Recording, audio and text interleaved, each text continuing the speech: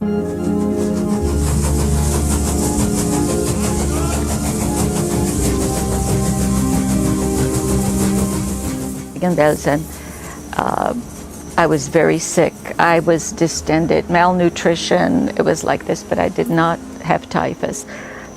I don't know whatever else I had materialized a few years later, but at that time, and the hair was kind of beginning to grow back,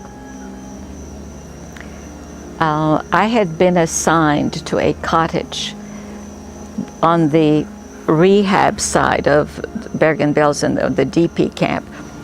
There were women, the survivors, who had maybe a child of their own or a niece, or they sort of put a child alone with some of these. So there were cottages that were probably were the soldiers that were in training years before that, German soldiers, where their families lived. So I was assigned to a cottage, and there was a woman from Piotrków with her niece that was sort of living there. And I was told that the next day that I was going to be going to Sweden, that there was a family there who wanted to adopt me. And I remember hearing the word train and the word, I think there was a bus that was supposed to take, or a truck, I think it was a big truck, to the train station. And the only thing that I remember is saying, I'm not going. And I said, I'm not going because my uncle is coming for me. There was no uncle. There was no way of where that came out of my mouth. Because my Uncle Bernard was the last person from the family in Piotrków that I had seen before I was completely separated from everyone. And that must have just, probably because nothing else was acceptable to me, that somebody, he was coming. But I was told to get ready, that the next day was going, and I ran away. I hid. I was very good at hiding. And I understand, I heard later on that they kept the transport, that truck, waiting for a couple of hours.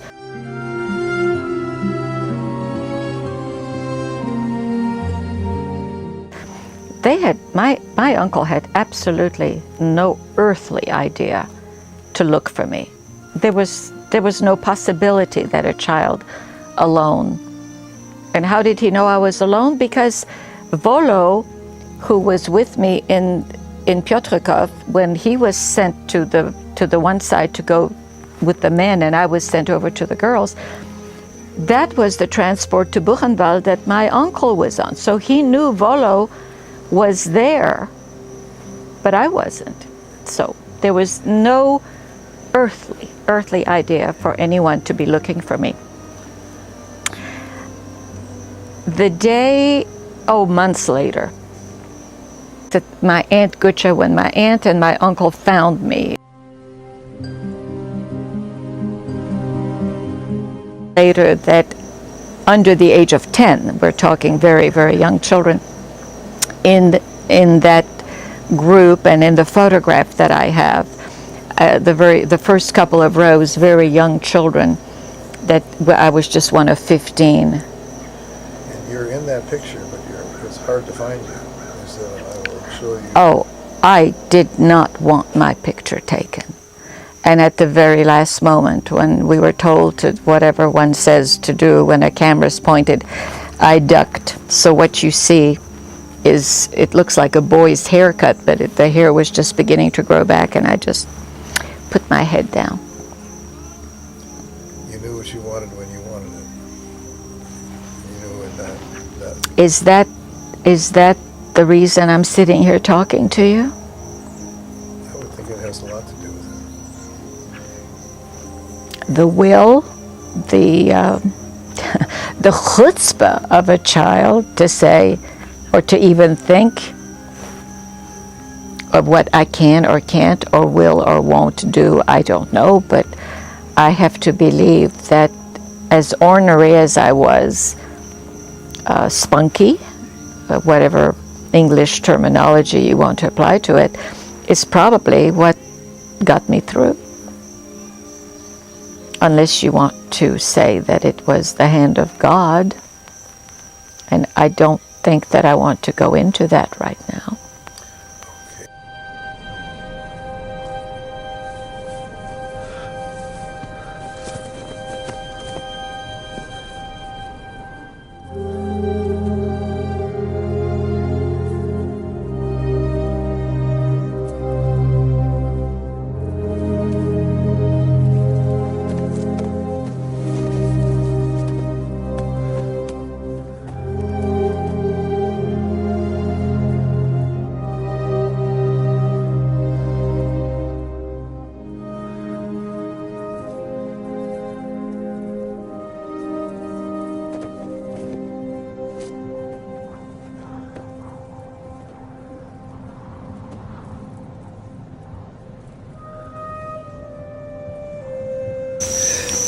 From there on, you said to me the other day that that's when your Shoah, your Holocaust, began.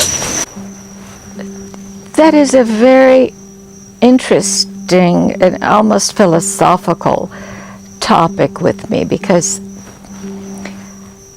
it's interesting to, with all the lectures and the seminars and the teacher awareness days and the student awareness days that I help to teach and to let the students know about the Jewish Shoah. I didn't know anything else up until the so-called liberation, 1945.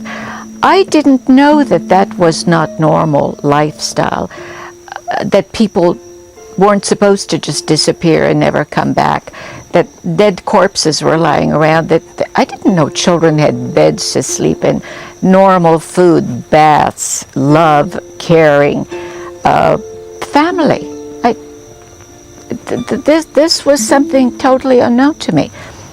Now, I'm now 8 years old. My aunt and uncle find me.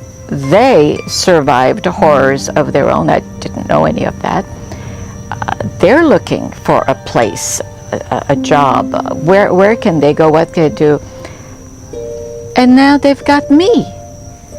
I am a handicap. And I have to go to school. I don't speak French. I've never been into a classroom. I didn't know how to be with other kids or other people. Everything was another batch of fearful things. Everything was different. I still didn't know how to be a child. I didn't know what being a kid, what being a child was. But I have to be normal. Oh, and the tormenting, the hazing, the kids. I didn't understand it, but apparently the word that there were Jewish refugees amongst them and all the horrors or whatever that families had heard about, we must have looked like we were contagious. And I was teased. A, I didn't speak the language. B, I had no parents. C, who knows what. But every day was just a nightmare. And I think somewhere in there at that age, I realized that learning and books and reading, that was going to be my life. And so this is what I concentrated on, to the point that I learned French very quickly. Also, by that point, I had long refused to speak any Polish because I was speaking Polish and German during the occupation years, and I never went to school in Poland, so I didn't read or write it. It was just Mamalusian. I liked French, and I liked my teacher, and I became very good at all of that. Somewhere in the road between then and when I came to America when I was 13, I realized that learning and school and education was something that I needed to pursue and would go to with full force and energy. Coming back, I overheard something that there was a Yiddish school in the area after regular school hours, and I just proceeded to enroll myself so that I would learn Yiddish. And I not only speak Yiddish fluently, but I read and write it to this day. And it infuriated my aunt because she really didn't want me to know, for my own, probably my own safety and my own well-being, that she thought that protecting me from not telling me all that had happened with the family and everything, that I wouldn't ask any questions. And for a long time I didn't, but I needed to know what they were talking about. I was 9 years old before I ever stepped foot in a classroom, and by that time we were in Belgium. Everything was transitory. It was until such and such, or maybe such and such. And I never had any connection to anything. It was as though all of a sudden I was supposed to know how to live. All of a sudden I was supposed to understand, finally, the realization that my family was not coming back. I must have known that when I saw my father hanging, but when you're 4.5 years old, I'm not sure how the realization settles in. I remember very clearly when I stopped asking when Mama was coming back, because finally it dawned on me at the age of 5 that she wasn't. So here it is, the war is over, I'm supposed to be free. What? Where? With whom? What happens? Now, my aunt, my uncle, their brother and sister, they need to have a life. They need to find a place, someplace that they can. My uncle tried to go back. He went back to Poland in 1946, the first time, barely made it out with his life because the neighbors, they tried to kill him. Apparently they thought he might be coming back to get some of the family belongings, or what was left of it, or maybe looking for family. There was a reason why we ended up in Brussels, and it was because there was a relative who had a relative, and my aunt remarried a brother-in-law, her oldest sister, who was killed in Treblinka with her child. That husband, who was a brother-in-law, survived. He was in the same place as my Uncle Bernard. So they were married in Brussels, and she had a child, a boy. And I was 11 years old, and I started getting very, very sick. I had all sorts of situations that needed taken care of. But in the meantime, my aunt was trying to find something to work at, to earn some money. I ended up being responsible for the boy while I was going to school. But I think somewhere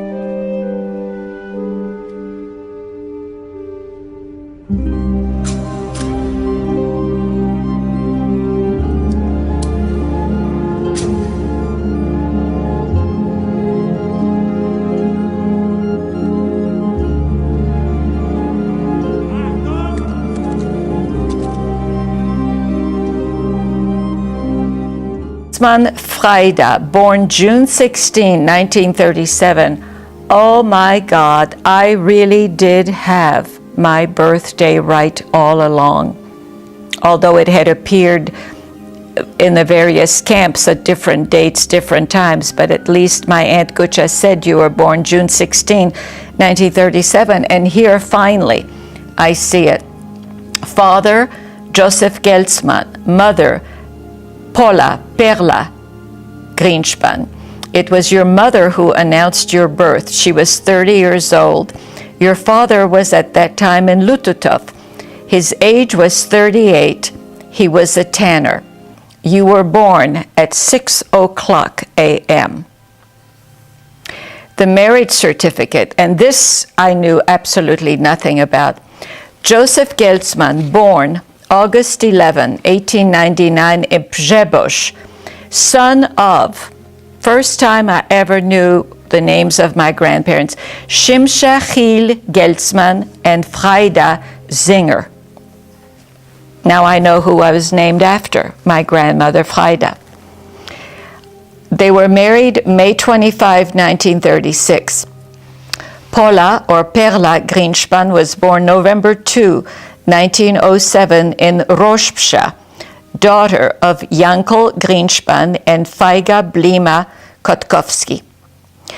Didn't know this. Joseph Geltzman was a widower when he married Perla. He was a tanner. He was born in Przebosz, but was living at the time this was recorded in Opozno. Paula was born in Rozpsza, but at that time was living in Piotrków. And here is the actual excerpt, certified, of course it was in Poland, my birth certificate, the translation which I got, and this is the excerpt of their marriage registration with the translation. 2008, before I knew anything about my own parents. This date, this April date in 2008, I really, really feel is really the beginning of my life as an adult, as a child who became an adult. Because for so many years, every time I speak in front of a group or I do a Yom HaShoah program, I always feel as though I came out of nowhere, no roots, nothing that indicated that I really had a family. Our memories shape us. Our memories define us. Take those memories away, hide from your memories, and you are not you anymore. The only thing I have that I can really call my own are my memories. I could never negate them. I could never make them disappear. I can only use them in a sense of fulfillment and enrichment and build from those memories. And you were robbed of so many memories. So the very few that I have are even more important to me, but it was something to start, to grow. It was something that helped my search because of those memories. I needed to know more. I needed to see if there were other memories that I no longer had in my mind, and my searching just kept on going. Can you tell us about your search? Oh, a long time ago, I really had no place to turn. There wasn't any place that I could get information. But I started writing essays, and it always went something about search for family, search for self.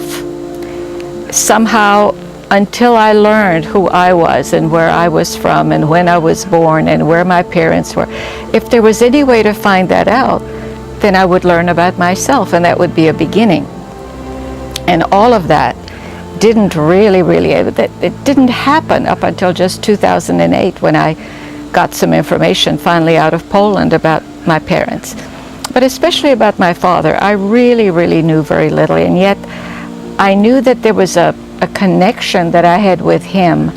I could never document. I could never, as I said in one of my essays, I didn't even know enough about him to build a fantasy.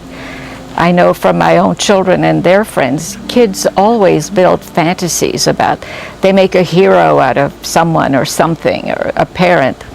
I didn't even have enough information to do that, so I had to keep digging.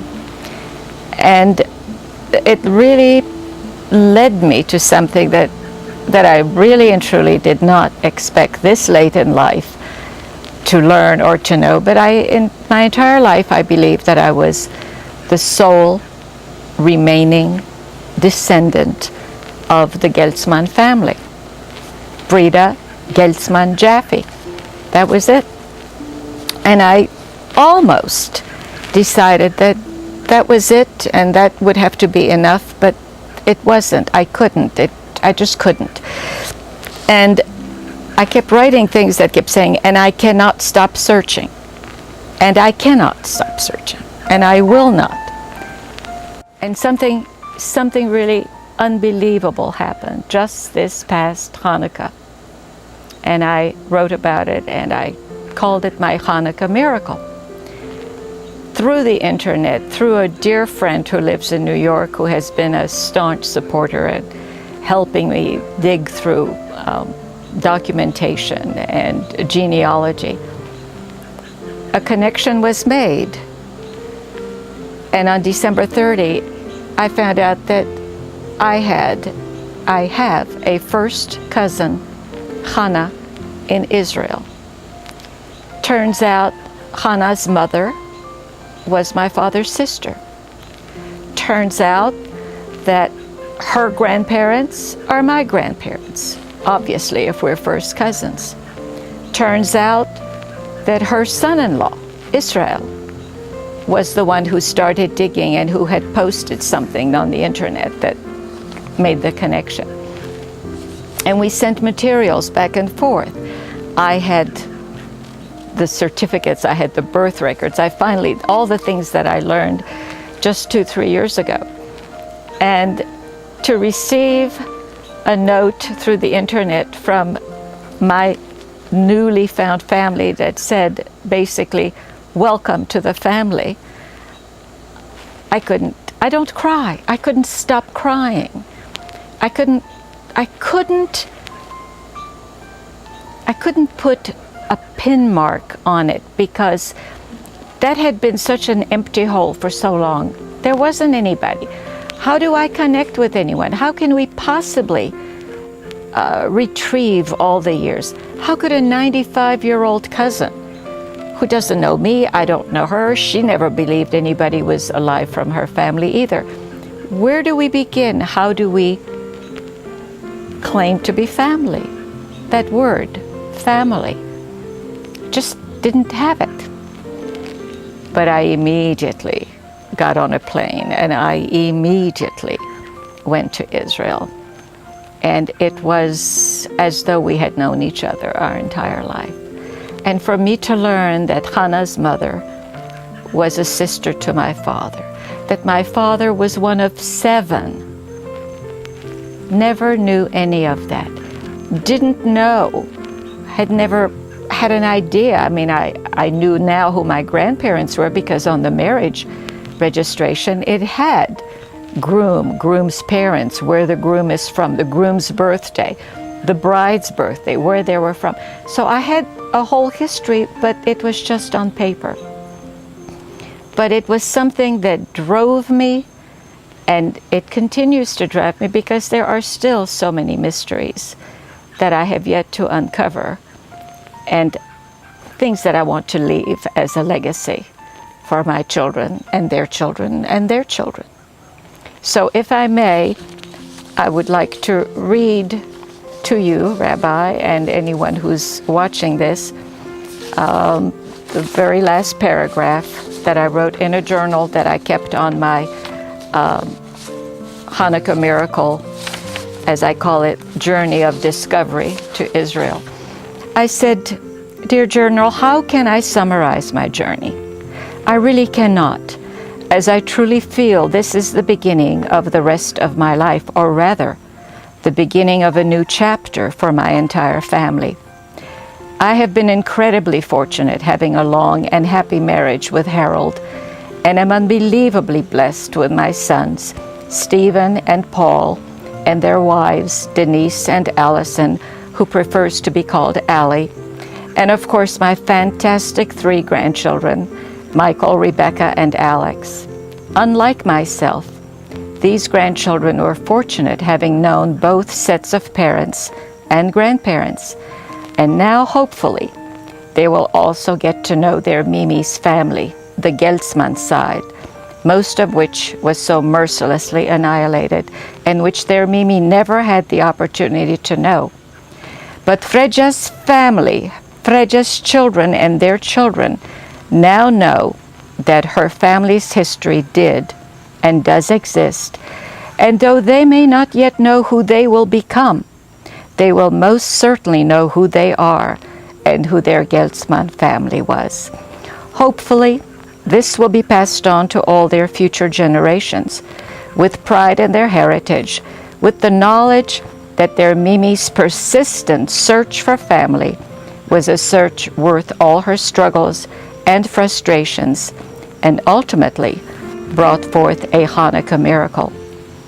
And as I stated at the beginning of this journal, why it is that I can never stop searching, and I never will, as this journey, as I see it, is Fredzia's life.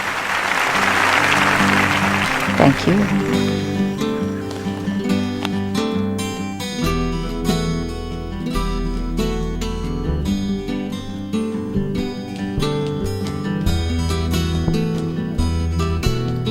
Light one candle for the Maccabee children, with thanks that their light didn't die. Light one candle for the pain they endured when their right to exist was denied. Light one candle for the terrible sacrifice justice and freedom demand. Light one candle for the wisdom to know when the peacemaker's time is at hand. Don't let the light go out, it's lasted for so many years. Don't let the light go out, let it shine through our love and our tears.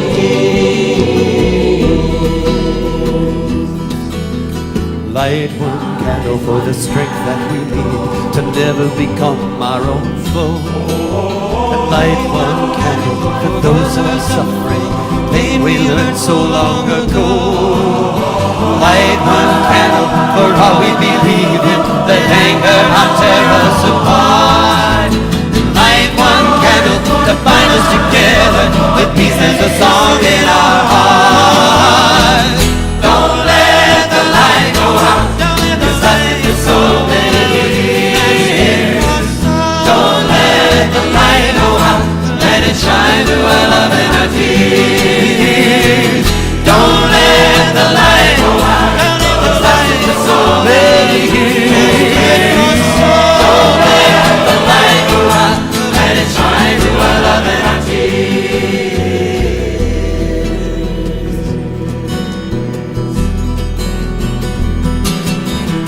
What is the memory that's valued so highly that we keep it alive in that flame? What's the commitment to those who have died? They cry out they've not died in vain. We have come this far, always believing that justice will somehow prevail. This is the burden, this is the promise, and this is why we will not fail. Don't